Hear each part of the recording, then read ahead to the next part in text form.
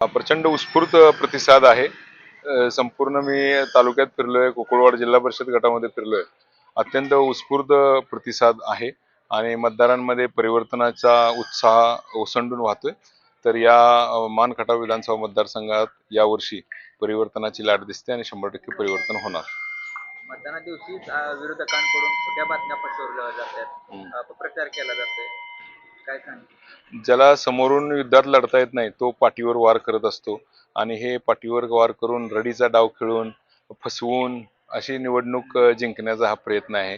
एक प्रभाकर घारगे नावाचे उमेदवार त्यांनी दिलेले आहेत, एक ग्रामोफोन नावाचं चिन्ह दिलेलं आहे. हे सगळे फसवणुकीचे प्रकार आहेत.